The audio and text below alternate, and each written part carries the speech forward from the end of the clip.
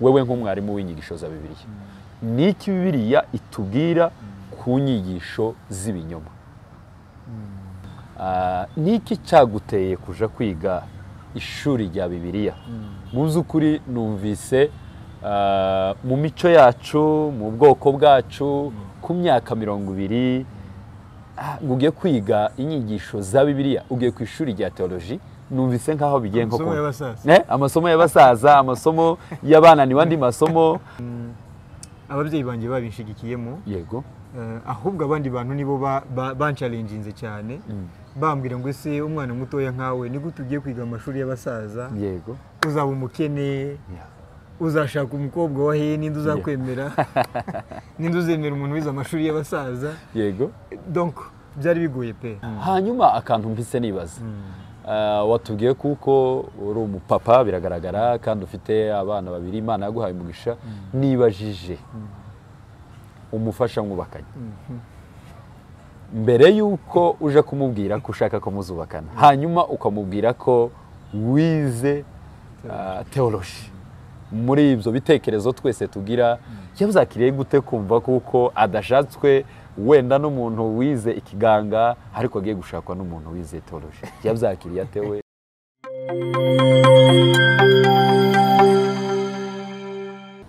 Shuti bakunzi ba Adonai DMTV tubahaye ikaze muri no mwanya w'ibiganiro by'iyobokamana aho turi buze kuba turi kumwe n'umutumirwa wacu uyu muri kubona hano kuri kamera ndabizi ko tuza kugirana ibihe byiza rero tubahaye ikaze reka twongere kandi tubibutse ko Adonai DMTV ari channel ya Gikristo inyuzwaho ibikorwa byinshi by'iyobokamana harimo filime za Gikristo harimo ijambo ry'Imana harimo amasengesho harimo ubuhamya uyu munsi rero twabazaniye kimwe muri ibyo turi buze kuganira ikiganiro cy'iyobokamana ndabyizera neza kuko nawe biri buze kugufasha hanyuma rero murabona ko ntari jenyine ndi kumwe n'umutumirwa uwo twabazaniye uri buze kutugezaho ibiganiro by'uyu munsi mbere yuko rero twatangira reka tumusabe atwibwire abibwire namwe mwese mudukurikira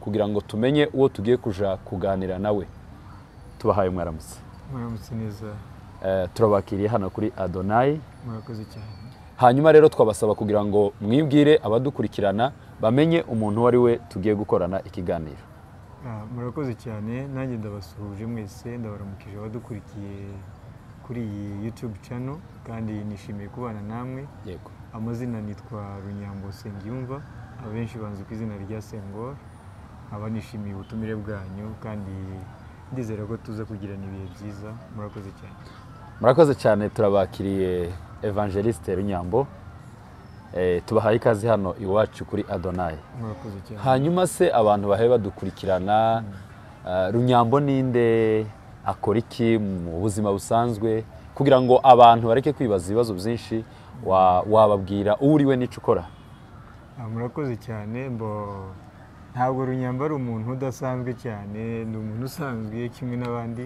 yego icyambere nuko ndi umubyeyi mfite umuryango mfite umudamu mfite abana babiri umukobwa n'umuhungu wow status yanjye birumvikana ko nubatse mfite umuryango ndi umugabo icya kabiri wenda mu buzima busanzwe navuga ko ndi umwarimu yego ubwarimu navuga wenda muri sanse zose ndi umwarimu w'amashuri asanzwe ariko kandi nkaba n'umwarimu w'ijambo ry'Imana yego ikigeretseho noneho mu murimo w'Imana ndi umuvugabutumwa arico kimwe n'ubundi kandi no kuba umwarimu w'ijambo ry'Imana byose ndumva ari by'Imana yampamagariye cyane yego mu ncamake uwo niwe Runyambo niwe mugiye kuganira muri aka kanya murakoze cyane murumva ko dufite umutumirwa udasanzwe uyu munsi ndakurarikira kugira ngo ube hafi uze kumva kino kiganiro kiri buze kukugirira akamaro hanyuma se mwarimu Runyambo uvuze kuko uri umwigisha w'ijambo ry'Imana waba warizeho ijambo ry'Imana murakoze cyane icyo ni ikibazo cyiza nize ijambo ry'Imana nize iyobokamana icyo bita Bible and Theology cyangwa se Bibiliya n'iyobokamana yego mfite impamyabumenyi ya masters muri theology na bibiliya. Niyo mpamvu ngira ngo wenda navuga ko ndi n'umwarimu w'ijambo ry'Imana kuko narabyigiye kandi ndabikunda cyane, naranabikoze n'ubu ndabikora. Urumva ko nta muntu ushobora kwigisha ibintu atigiye kandi. Murakoze cyane. Tugiye kwinjira rero mu kiganiro cy'uyu munsi twabateguriye.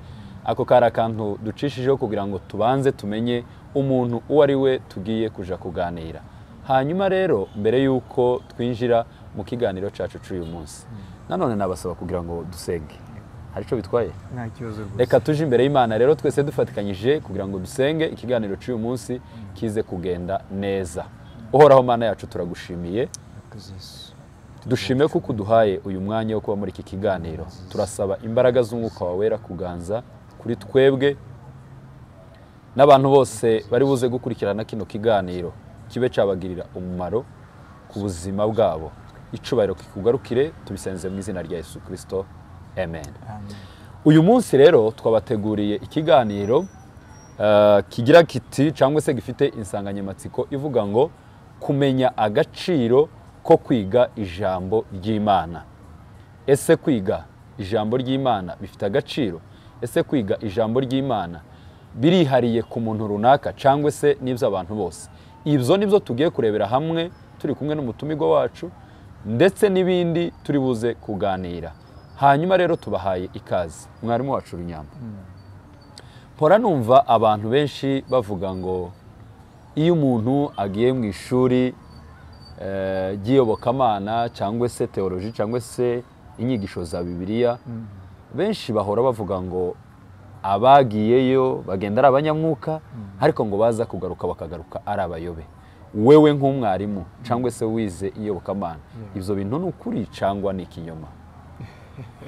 Icyo ni ikibazo cyiza cyane. Yego. Kandi mu by'ukuri ntabwo ari bo bayo mbere kuvuga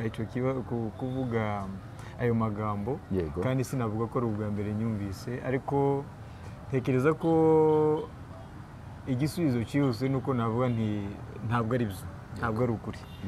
Uretse ko bishobora kuba bifite igice kimwe cy'ukuri, ariko reka mbanze nsobanure impamvu atari ukuri, wenda nze kuvuga n'impamvu bishobora kuba ari ukuri. Yego. Ubundi kwiga iyobokamana cyangwa se kwiga teoloji na Bibiliya, umuntu agomba kwibaza ngo ese izo nyigisho zigamije iki? Inyigisho za Bibiliya, inyigisho za teoloji, ngira ngo birumvikana ko ari iyobokamana. Yego. Ni Bibiliya. Yego. Kandi iyo tuvuga Bibiliya tuba tuvuze Imana, kuko Bibiliya twemera ko ari impumeko y'Imana. So biragoye gusobanura ukuntu umuntu wize Imana, wize teoloji, avamo noneho atakiri umuntu w'Imana ahubwo yahindutse umuntu w'isi. Yego. So ni paradoxe, ntabwo byumvikana. Yego. Ubundi kandi ntekereza ko ahubwo umuntu yagombye gusohoka muri iryo shuri ari umuntu neza usobanura Imana kandi uyisobanukiwe, ndetse urushijeho kuba umunyamwuka kuruta uko yatangiye ari umunyamubiri. Yego. Ariko nabyo rero bishobora guterwa n'impamvu runaka, igituma abantu benshi bahakana ko umuntu ashobora gutangira ari umunyamwuka agasoza ari umunyamubiri. Yego. Wakwibaza ngo ese yiziye teoloji? Yego. Buriya si ko teoloji zose ari zigisha Imana. Yego. Ubwo rero ngiye muri domaine za teoloji, bavuga ko hariho teoloji yitwa teoloji evangelique. Yego. Ariyo twemera y'abanyamwuka, yemera ko ijambo ry'Imana ari ibyahumetswe n'Imana kuva mu itangiriro kugeza mu byahishuriwe. Yego. Noneho hakaba indi teoloji yitwa liberale. Teoloji liberale iyo yigisha ko mu ijambo ry'Imana harimo ijambo ry'Imana n'amagambo y'abantu, yewe ndetse n'amagambo ataray'umwuka. So ntekereza ko iyo wize teoloji ukiga teoloji y'ubuyobe uvamo uri umuyobe. Yego. Niba rero warize teoloji y'umwuka uzasohoka uri umunyamwuka, kandi niba warize teoloji itari iy'umwuka nanone uzasohoka utari umunyamwuka. Ikindi rero nakongera kuri ico, biterwa n'intego nyamukuru yakujyanye kwiga iyobokamana. Yego. Navuga ngo ese abantu benshi biga teoloji bafite intego zitandukanye. Hari uyiga ashaka kuzaba bishopu, atangira itorero ryiwe. Hari uyiga ashaka kugira ngo azabone uko azaza akonvenka abantu, abemeze ko yize, nahagarara imbere mwese mwuname mupfukame cyangwa se mubete umunyacubahiro arahageze. Ariko tugomba kwiga Bibiliya duciye bugufi dushaka kumenya Imana. muri Hoseya 4:6 niho bavuga ngo ubwoko bwanje burimbuwe buzize kutamenya. So ni gute wamenya warangiza kandi ukaba umuntu nk'umunyamubiri? Ntekereza ko wagombye kuvamo ufite ubumenyi bugufasha noneho kumenya bya bintu no kubishyira mu bikorwa. So teoloji ntabwo tuyigira abandi, turayigira ubwacu. So iyo wize teoloji ushaka kugira ngo igufashe wowe ubwawe uvamo uri umunyamwuka, ariko iyo uyigira abandi kugira ngo uzamenyekane cyangwa se uzafasha abandi bitaragufasha wavamo uri umunyamubiri birumvikana. Ndumva rero harimo ibintu nka bibiri numvishijemo. Icya mbere ni ukuvuga ngo icyo abantu bavuga ko iyo umuntu agiye ku ishuri rya Bibiliya agaruka ari umunebwe iby'umwuka byarashize ni ikinyoma. Icya kabiri numvisemo teoloji zihari ni nyinshi zitandukanye. Noneho rero ni ngombwa ko ni byiza ko umuntu abanza kumenya iyo agiye kuja kwiga. Hari igihe rero duhura n'abize teoloji bize ziriya nyigisho zindi tukaba twahura nabo baravuye mu mwuka tugatekereza ko ariko teoloji zose zimeze. Ikindi kandi wenda navuga hari abiga teoloji nka siyansi, yego, ukayiga nk'uko wakwiga imibare, wakwiga ekonomi, nk'uko wakwiga duruwa n'izindi domene. So iyo wize nka siyansi uvamo uri umuscientifique, ukaba wakwigisha no kuri kaminuza, ariko nta by'umwuka bikurimo. Uyiga kugira ngo uzabone akazi, simbizi. So biterwa n'aya mpamvu nabuze igupushinga kwiga teoloji. Yego. Ikindi kintu nibaza mwarimu Runyambo, kwiga ishuri cyangwa se inyigisho za Bibiliya byaba byaragenewe abapasiteri gusa bafite kuyobora amatorero cyangwa n'iby'abantu bose muri rusange by'abakristo? Turakoze cyane, icyo ni ikibazo cyiza rwose kandi umuntu wese agomba kwibaza. Ndatekereza ko ntabwo teoloji yagenewe abapastori gusa. Ntabwo bishoboka ko ubundi dufate ko ari ukwiga ijambo ry'Imana. Alors ni gute umuntu wemera Imana atagomba kuyiga? Niba twemera ko Imana iriho, ntabwo ari ukuvuga just ngo urabyemera, ugomba gukora n'ubushakashatsi, ukiga, ukinjira mu bitabo, ugasoma Bibiliya, noneho wagira amahirwe yo kuja kwiga Bibiliya cyane bikagufasha. So ntabwo ari byiza ko ari abapastori gusa biga teoloji, ahubwo buri mukristo wese wakijijwe agomba kwiga teoloji cyangwa se agomba kwiga Bibiliya. Ariko noneho nongera akantu kavuga ngo uramutse uri umupasiteri ho bigomba kuba itegeko. Nahoraga numva kera ahantu nari ntuye cyangwa se nkiri mutoya bavuga ko ishuri rya Bibiliya cyangwa se ishuri ry'iyobokamana ryiga abantu b'abasaza, ikindi byongera kandi bakiga abantu batoya ariko bananiwe n'andi mashuri. Ibyo bintu byaba ari ukuri cyangwa ni ikinyoma? Icyo kibazo kirasekeje cyane. Ntekereza ko atari ukuri. Usibye ko nanjye mu myumvire nakuranye ntabwo nari nagize mbona umuntu wo mu kigero cyanjye wize teoloji. Gusa ngenda urugero wenda rushobora gusubiza icyo kibazo. Imyaka mfite, wenda abatureba kuri kamera murabona ko ndashaje cyane nubwo ntari mutoya, ariko ntabwo ndi umusaza. Ubundi nagiye kuri teoloji mfite imyaka 20. Nize teoloji ntangira lisansi nari mfite imyaka 20, soza lisansi mfite imyaka 24 kuko nize imyaka 4. So ubwo rero urumva ko nari nkiri umusore cyane, nari nkiri n'umuselibateri by the way, ntarashaka. So gusa wenda nkweretse nk'amafoto abantu twiganye, effectivement ushobora kuba ari njye wari urimo mutoya, abandi bari abantu bakuze, wenda nabo twenda kungana, ariko benshi bari abasaza. Ikijyanye no kuvuga ngo wenda umuntu wiga teoloji agomba kuba ari umusaza, sico. Icya kabiri kuvuga ko umuntu wize teoloji yaba arananiwe n'andi mashuri, nacyo sico. Njye ntabwo nize teoloji kubera ko ntari gushobora izindi domene. Mu by'ukuri ntabwo nigeze mba umuswa mu ishuri, ntabwo nje kwirata wenda kuri kamera, ariko wowe wenda uzaze mu rugo nkwereka amabilite yanjye. Guhera muri primaire ndayafite, urebe concours national amanota nabonye, urebe diplome d'etat. Ndatekereza ko igihe nkoze exeta twari abanyeshuri 118 mu wa gatandatu, tuyifata turi babiri. Ndatekereza ko ntabwo nari kuba umuswa ngo nyibone. Icya kabiri wenda urebye parcours n'abo twiganye bashobora gushiraho comment wenda hano munsi bakatubwira uko banzi abo twiganye. Ntabwo ushobora kwiga teoloji rero uri umuswa, kuko mu madomene agoye kwiga bibiliya kwiga teoloji bisaba umunyabwenge bisaba umuhanga so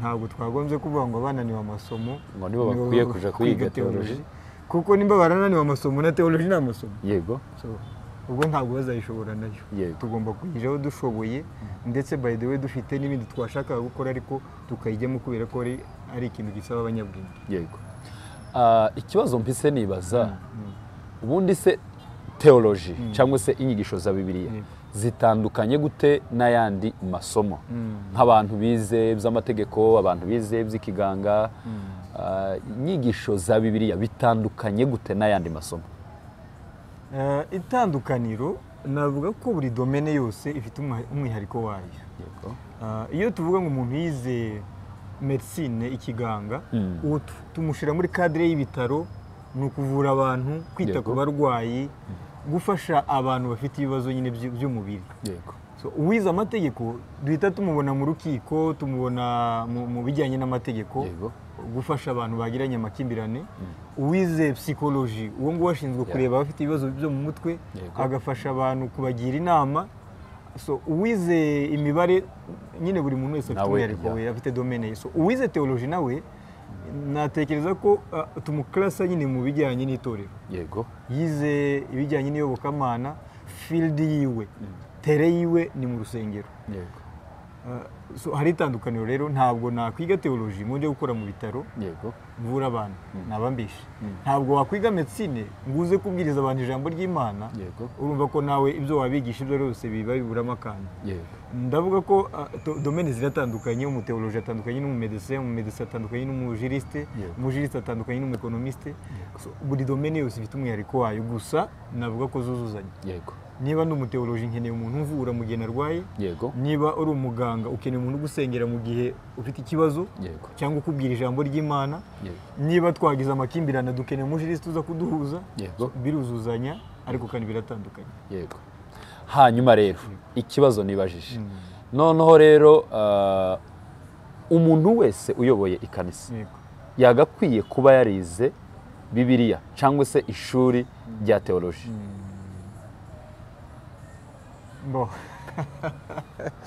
kuko nimba utubwiye kuko nta muganga waza kwigisha mu itorero byumvikane ko nta muntu wayobora itorero atarize inyigisho za bibiliya ntabwo ndi buze gutanga igisubizo gisa nk'aho ari itegeko yego ndavuga uko mbitekereza nuko mbyumva yego biragoye gufata umuntu utarize uburezi yego ngo umuheze ikigo cy'ishuri ngo nakiyobore cyangwa umubwire ati mfite umwanya dukeneye umwarimu none ga ngwino udufashirizeho no bana kubera ko twabonye kuri mukuru cyangwa uzi kuvuga cyangwa uzi simbizi tugahita tuvuga ati turashaka kuza kutubera umwarimu hano wenda igisubizo cyahita kiba no wowe ubwawe wahakanuka bati sinzaba mwarimu kubera ko si ibintu byanje sinize ubwarimu sinzakora mu bitaro sinize ubuvuzi so numva ko byakabaye byiza umuntu uyoboye itorero akwiriye kwiga teoloji akwiye kwiga bibiliya yego biragufasha kuyobora itorero neza ufite ubumenyi bw'ijambo ry'Imana yego ufite ubumenyi bwa teoloji yego kuko itorero ni institution yego kandi ifite amashuri yayo yego hari ikintu cy'umuhamagaro kandi nimvuga gutyo wenda umuntu utarayize ashobora kuvuga ngo ese uriya mwana wenda araza kutubwira iki ariko biri navuga ko ari nka recommandation byaba byiza umuntu uyoboye itorero aramutse yarize na teoloji ni akarusho yego so simvuge ngo ni itegeko ariko kandi byaba byiza umuntu uyoboye itorero ko yiga teoloji na bibiliya kugira ngo abone ibyo yigisha abantu yego anamenye n'uburyo ayobora itorero ryiwe kuko birafasha cyane yego muraba mutwumva rero abafite umuhamagaro wo kuyobora amatorero ko ari byiza kugira ngo umuntu yige inyigisho za bibiliya cyangwa se aje ku ishuri rya teoloji ndetse n'abandi bayayoboye byaba byiza nk'uko bivuze ntabwo ari itegeko ariko kandi ni byiza kuyobora mu kintu ufitiyemo ubumenyi byaba byiza wabikora neza kuruta wa wundi utarabyize hanyuma ikindi mpora mbona watubwiraho nkawe mwarimu matorero yacu ukunze kubona batora umuntu utarigeze agera ku ishuri rya Bibiliya ngo niwe uri buze kubwiriza abantu, uri buze kwigisha abantu mu materaniro yo ku cyumweru cyangwa se mu yandi materaniro, bakaba batora umuntu muto cyangwa mukuru ariko utarageze kuri izo shuri. Wewe nka mwarimu wabivugaho iki? Hari ibibazo bigoye gusubiza. Yego. Gusa ndimo numva mfite igisubizo natanga. Yego. Ariko kandi ndagerageza gushiraho limite kugira ngo ntaza kugirana ibibazo n'abayoboye amatorero. Yego. Icya mbere impungenge mfite kuri ico ngico cyo kubwiriza. Yego. Iyo bwanje nigeze kubwirizaho ntariga theology kuko natangiye kubwiriza nkiri umwana muto cyane. Yego. Nkabwiriza kandi nkabona abantu bafashijwe. Yego. Kandi nanjye nicara nk'abantu wenda nagerageje. Yego. Ariko naje gusanga mbere yuko niga theology na nyuma yaho nyigiye, yego, hari ibyo nakoraga rwose ubu ndashobora gukora. Yego. Mbona birimo amafuti. Yego. So kuba umupasiteri yatora umuntu utarize Bibiliya cyangwa theology ngo abwirize, hamwe byaba byiza. Nta muntu waba adafite abamufasha. Yego. Yakwifashisha umuntu utarize theology kugira ngo abwirize mu mibyizi. Yego. Ari amateraniro hagati mu cyumweru. Yego. Rimwe na rimwe yamugenzuye akabona uwo muntu ashobora kuba yabwiriza no ku cyumweru mu materaniro y'abantu bose harimo n'abashitsi. Yego. Ntekereza ko abageze ku rwego nawe wumva ko ashobora kuvuga ijambo mu bandi bantu. Yego. Ariko kandi nkabigarura ni nka kurya ko mu bitaro ntabwo twavuga ngo ibitaro byose birimo abadogiteri. Yego. Umudogiteri akeneye aide infirmiere simbizi cyangwa se ushinzwe anesthesie reanimation, umufasha gutera ikinya, uwita kuri wa mubyeyi wabyaye. So abo ni abantu bafasha umudogiteri, ariko babikora sous surveillance. Yego. Barimo kugenzurwa n'aba mudogiteri. Ashobora no kumubwira ati ngwino ugerageze urebe ko wakora utu operation dutoya chirurgie ziri mini cyangwa se ntoya zidasabye ibintu binini, ariko akuri iruhande. Yego. Ndatekereza ko iyo bisaba ko ari indwara yo kubaga mu mutwe, kubaga umutima, yego, birasaba umudogiteri umwe specialist. Yego. So hari inyigisho zimwe zitemerewe ku bantu batize iyobokamana na theology. Yego. Batize theology cyangwa se Bibiliya, udashobora guheza umuntu wari wese ngo azigishe. Yego. Kuko uba wibaza ngo se arigisha ibintu yumva azi. Yego. Sino biriya byo guheza abantu bose ngo bigishe, hagomba kubaho uriya mu pasiteri nyiri urusengero, umuyobozi, nawe ufite ubumenyi buhagije kugira ngo mu gihe wa muntu ashobora kuba yadekona aze kuba ya rectifia, akosore udukosa na tumwe twakozwe, ariko kandi ashishikariza wa muntu abona ko yakora bya bintu kwiga Bibiliya kugira ngo azigishe ibintu nawe afite mu bumenyi. Yego. Ndumva arico nabivuga. Urakoze cyane. Igituma mbajije iki kibazo, nigeze numvaho umuntu ubatoye kubwiriza murangize ahagaze imbere y'abantu ahita avuga igipande kitabaho cyangwa se icanditswe kitabaho. Noneho rero bintera kwibaza kuki baheza abantu batize inyigisho za Bibiliya kubwiriza abantu. Hari abantu bamwe uhita wumva aciye umugani agahita avuga ngo muri Bibiliya biravuga gutya, cyangwa se Paulo yavuze gutya akitiranya amajambo ya Dawudi na ya Paulo bene ibyo. Ariko se kandi kantu ubona igihe wabikoraga utariga inyigisho za Bibiliya n'ubu ngubu wazigishije ndetse ukaba uri mwarimu wazo, hari itandukaniro rikomeye cyane. Yego. Rirahari cyane. Kandi nanjye buriya iyo ndi mu rusengero, yego, umuntu akabwiriza, yego, mu by'ukuri ntarinze kukubaza ngo ese uriya ninde avaye, ari ubwa mbere mubonye, yego, nakubwira ngo uriya muntu yize theology, yego, uriya ntayo yize. Yego. Kubera iki? Uburyo bikora harimo akantu ka professionalism. Yego. Yego, nibyo mu rusengero hari igihe dushira cyane focus ku muhamagaro. Yego. Abanyamuhamagaro, uriya muntu afite umuhamagaro wo kubwiriza, yewe ndetse ugasanga ashobora no kubwiriza abantu bakamwiyumvamo kuruta pasiteri, yego, wanize theology. Ariko haba harimo udukosa tumwe na tumwe ku muntu utarize theology. Mu by'ukuri hari udukosa tumwe na tumwe ukora nk'uko nanjye nabibonaga. Amakosa nakoraga ntariga theology ntabwo nayakora, ntibishoboka. kuko tudaboro umuntu wize teoloji inyigisho zabanza kuzitegura ntabwo uvuga ibintu bitateguwe ariko babonye muhamagara ikibazo tugirana nabo batize teoloji hari yavuga ngo ngiye ngo nta nubwo nirwa ntegura muri agenda ngo bira ngo nibyo abanebwe ngo nibyo no ariko gutegura inyigisho ntabwo bivuze ngo wanebwe ntabwo bivuze ngo wataye haba harimo amakosa rwose agomba gukosorwa kandi abantu ntibanyumve nabi ariko nimba hari ibintu bikozwe neza kandi bigakorwa n'umuntu wabyigiye bigomba gushimirwa iyo bikozwe nabi bigakorwa n'umuntu utarabyigiye bigomba gukosorwa kugira ngo umurimo w'Imana ube umeze neza cyane yego murakoze cyane hanyuma ikindi mwarimu mpora ndeba impaka nyinshi cyane zigenda zigarukwaho kenshi n'iz'abantu bize inyigisho za Bibiliya cyangwa se teoloji noneho rero abantu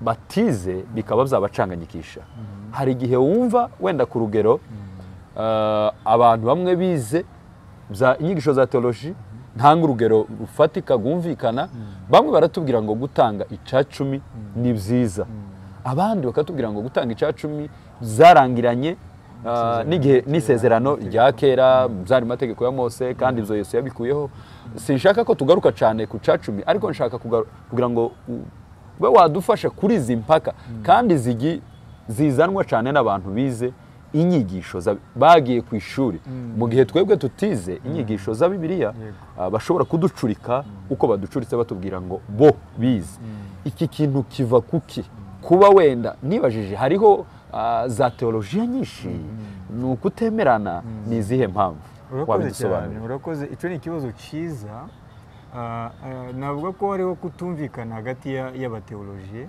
yego kandi ibyo byose natangiye nkubwira iyo bita teoloji evangelique na teoloji liberale yego iyo umuntu afata akantu kamwe muri Bibiliya akagacomoramo akavuga ngo aka nta gaciro kakigira aka kantu ntabwo kagikurikizwa aka karangiranye n'ibi ubwo ni ukuvuga ngo bavuze ko muri Bibiliya harimo ijambo ry'Imana n'itari iry'Imana iyo deja tuyita teoloji liberale ubwo rero izo mpaka ni ukubera ko hari izo kura zibiri hari izo niba nazita gute mu kinyarwanda ni kura ni amateoloji abiri atandukanye bamwe bacomora mwaka ngaka ngo icacumi ngo simbizi kwiyiriza ubusa kwisozesha n'ibindi bagenda bakuramo ariko iyo usomye ijambo ry'Imana kandi waranaryigiye bimwe twahoze tuvuga niko kamaro noneho ko kwiga kandi ukiga noneho teoloji y'ukuri kuko harimo teoloji y'ukuri n'itari y'ukuri umenya gutandukanya iby'ukuri n'ibitari iby'ukuri icyo nemera ni uko mu ijambo ry'Imana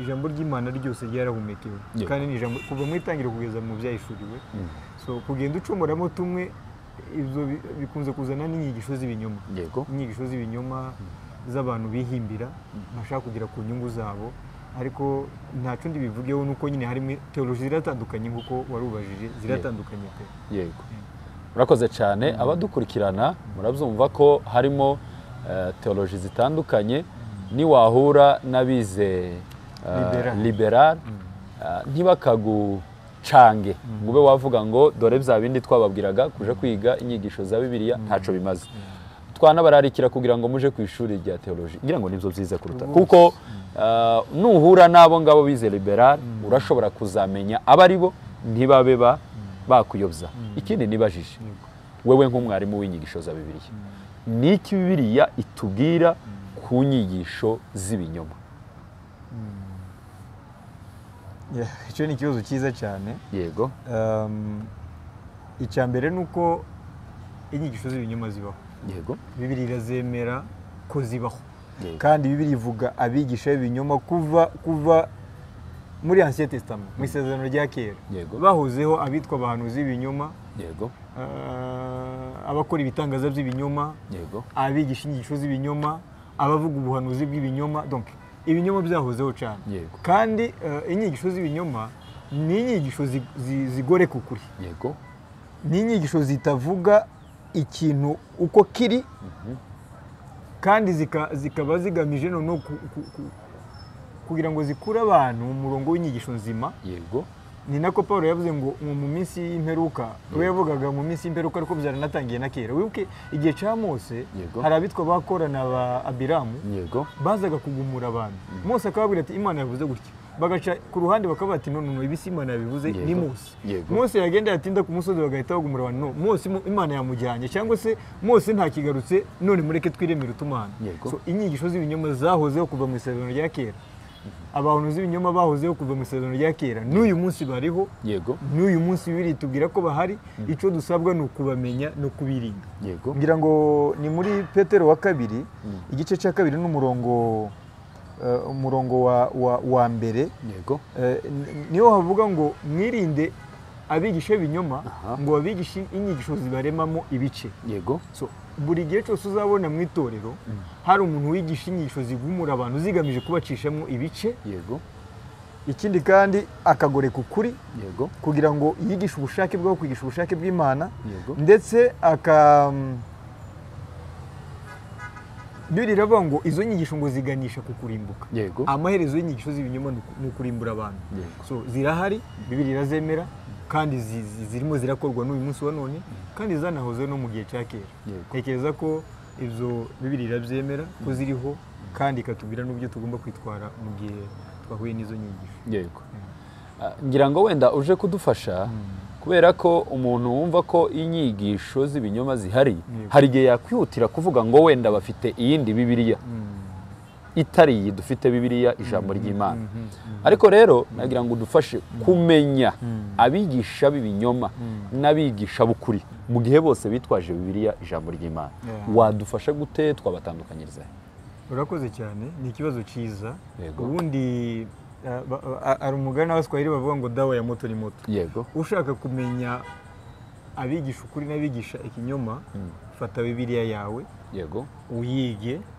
uyisome ureke kumva amabwire muri ikintu kitugora kenshi n'igituma abakristo bacu bagenda bayozwa n'inyigisho izo arizo zose nuko badafite ijambo ryabo bwite bisomeye mu gitabo ku buryo ubaza umuntu ngo ese icyacu mukiziki akakubwira ngo numvishe ngo Apotre Gitwaza avuga ngo ibi n'ibi numvishe Pasteur Rutayisire avuga ibi n'ibi donc nibyo yumvishe runaka avuga ariko we ntabyo arisomera mu ijambo ry'Imana so kugira ngo umenye inyigisho z'ukuri n'inyigisho z'ibinyoma banza ufate umwanya usome Bibiliya umenye gutandukanya inyigisho z'ukuri n'iz'ibinyoma kuko utazi inyigisho z'ukuri n'iz'ibinyoma ntabwo watandukanya umwigisha w'ibinyoma n'ukuri kuko bose bifashisha Bibiliya so bisaba rero ko dusoma Bibiliya tukayisobanukirwa kandi tuyisomeye ibyo tutumva noneho tukabyiga mu mashuri ikindi kandi ni kurya Yesu yavuze ngo muzabamenyera ku mbuto bera nta giti cyera imbuto nziza ari igiti kibi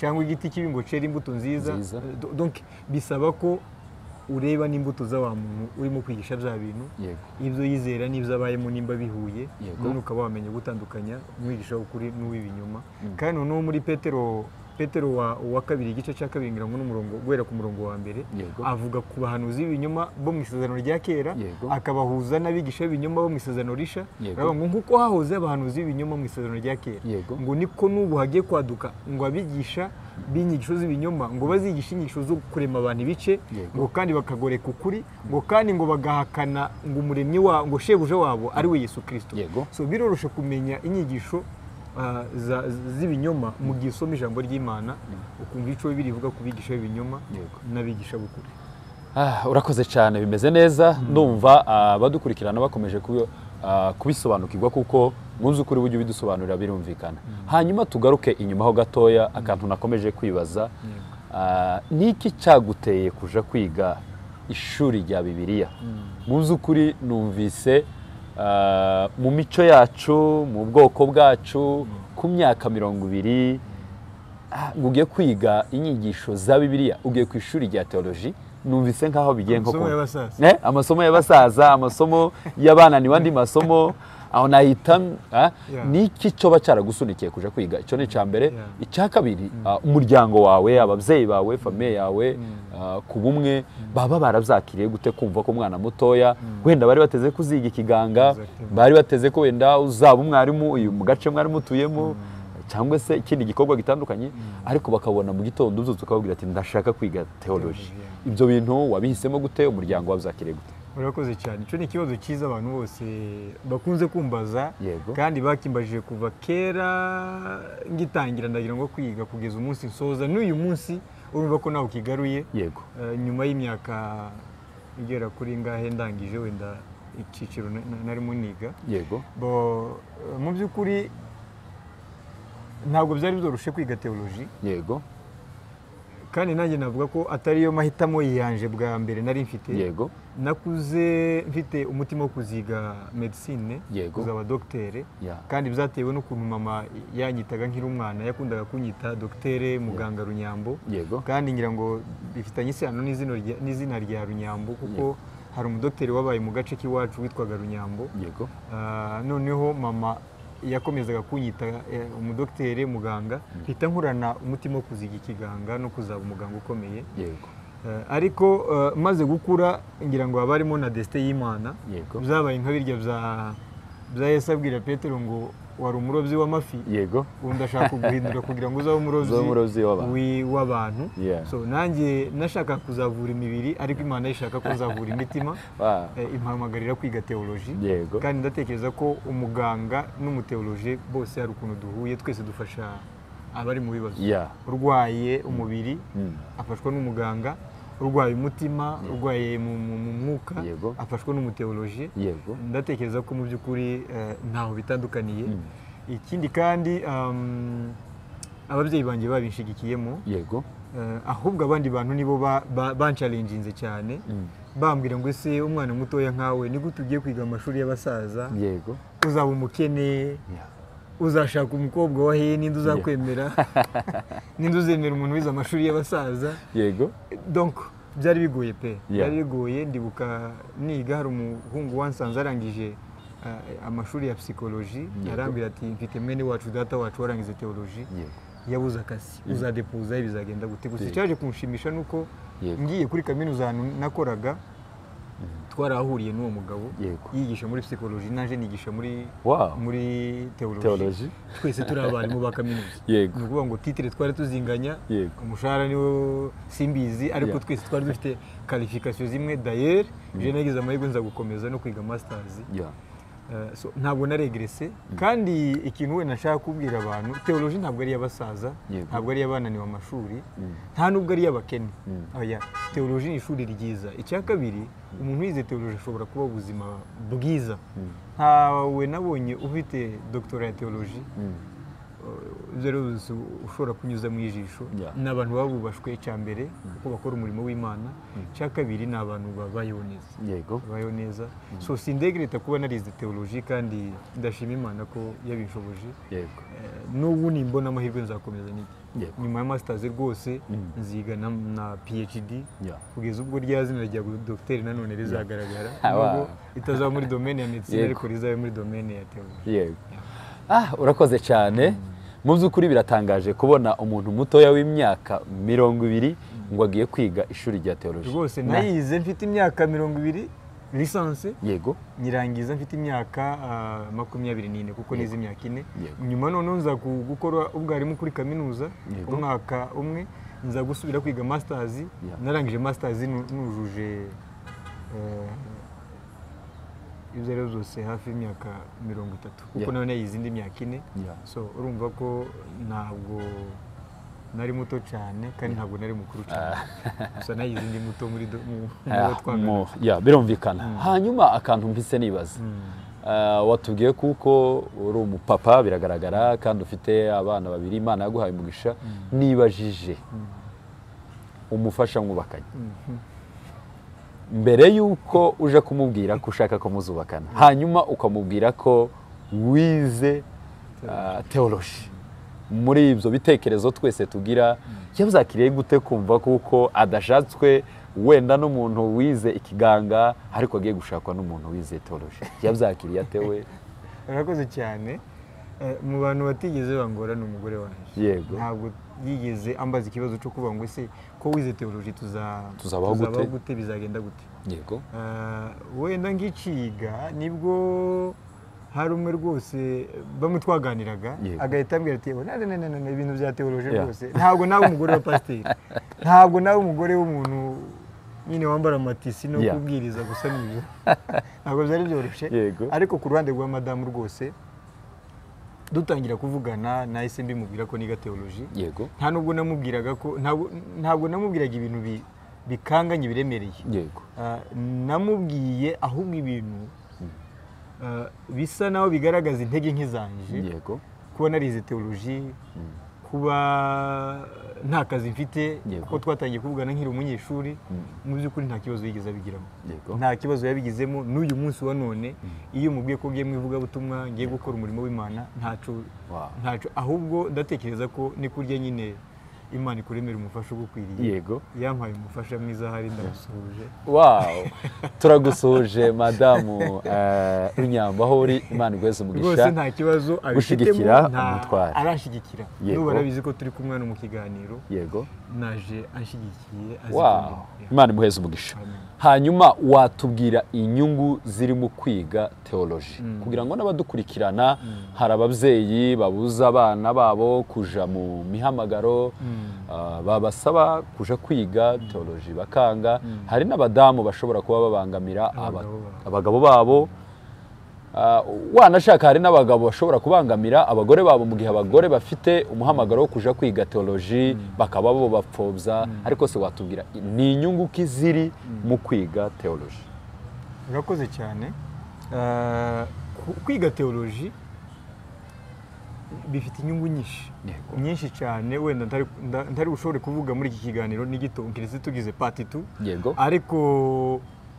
icya mbere bigufasha guhindura ubuzima iyo wasobanukiwe ijambo ry'Imana amafuti wabagamo mbere kwiga uyavamo donc bigufasha guhinduka icya kabiri bigufasha gusobanukirwa neza cyane hari ijambo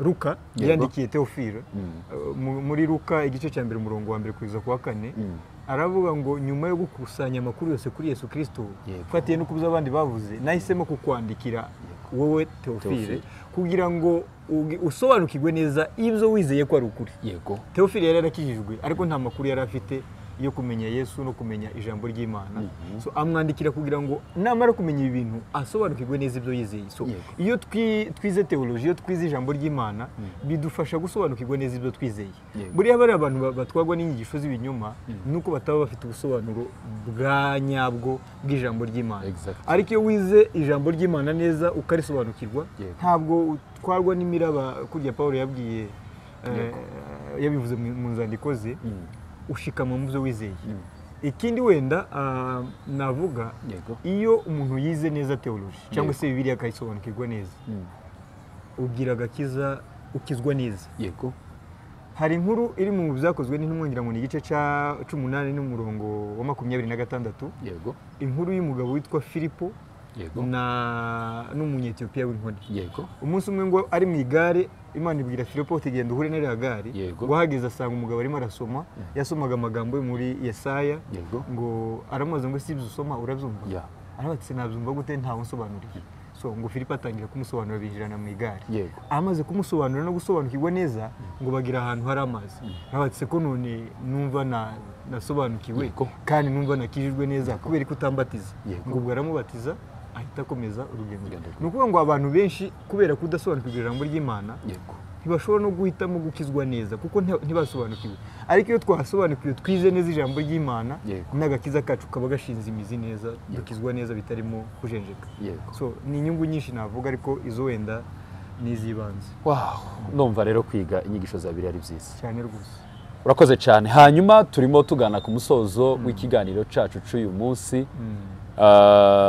nagira ngo niki wabwira abantu barimo badukurikirana kukigendanye no kwiga ishuri rya Bibiliya murakoze wenda abarimo kutureba kuri kamera za Adonai ndagira ngo mbabwire tudaboro ko hari imyumvire tugomba guhindura kubijanye no kwiga iyobokamana teoloji cya mbere kwiga teoloji ntabwo bikura umuntu mu mwuka ayo ni amakuru y'ibinyoma icya kabiri uwize teoloji ntabwo aba ari umusaza gusa cyangwa se umukecuru ni byiza ahubwo niba uri umusore urimo gukurikira iki kiganiro utangire uyige guhera none kandi nunabikenera uzandebe nzagufasha muri bimwe ikindi kandi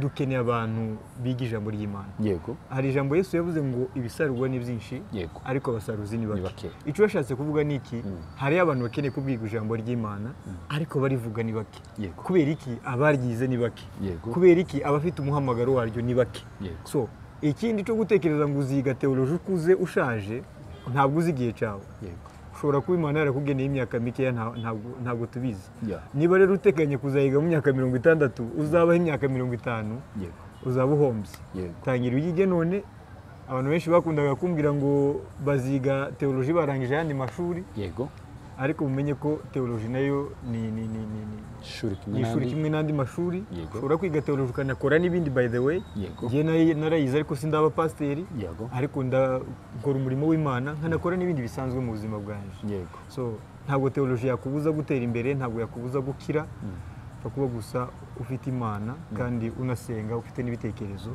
so duhindura imyumvire kandi twige ijambo ry'Imana cyane cyane noneho abayobozi b'amatorero babishiremo umwete kugira ngo n'abavuga butumwa of course abamisiyonere twige ijambo ry'Imana n'abakristo muri rusange programme za Bible studies zitangire mu matorero biga ijambo ry'Imana basobanukirwe ndumva ari ico nababwira wow nababwira iki se mwebwe abadukurikiranye uzukuri dukomeje kubashimira muriyumviye ko mwarimu wacu abasabira nabifuriza kwiga ijambo ry'Imana reka natwe tubashimire mu by'ukuri abadukurikiranye muri iki kiganiro n'abazakomeza kudukurikirana Imana yo mu ijuru ibaheze umugisha turabakangurira kwiga ijambo ry'Imana abavuga butumwa nakarusho abashumba b'amatorero nakarusho abayumbe nakarusho abakristo muri rusange ngira ngo nta kibazo twese nkuko mwarimu yatubwiye dukwiye kuja ku ishuri abafite umuhamagaro wo kuvuga ubutumwa tukiga ijambo ry'Imana tukabwira abantu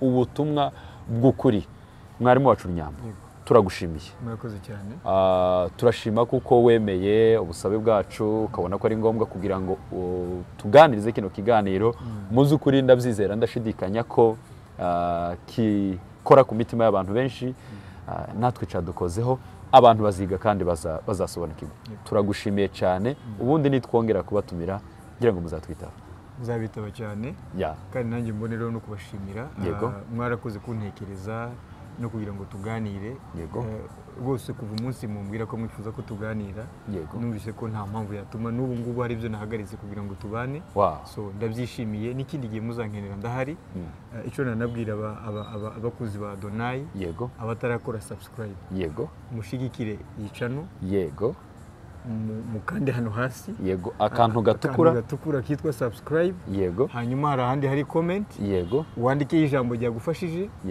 ugire n'igitekerezo duha muri iki kiganiro waba ufite n'ikibazo niba ari n'ikibazo ubaza ku byo twavuze ucandike hano hasi muri comment niba bishoboka ukore kuri like unashare nimba bishoboka ugiheza abandi ugisangiza abandi kuko ni ubutumwa turimo gutanga uzaba ukoze kandi uzabushigikiye n'umurimo w'Imana wow murakoze cyane reka tubibutse ko hano ari kuri Adonai DMTV ni channel cyangwa se TV yanyu mukunda yayindi bazanira ibintu byiza byinshi twabasaba gukora subscribe abatarayikora comment share like byose musangize abavandimwe banyu waba ufite n'ikibazo wagishiraho hepfo muri comment ubutaha tuzabazanira n'ubundi umutumirwa wacu kugira ngo aze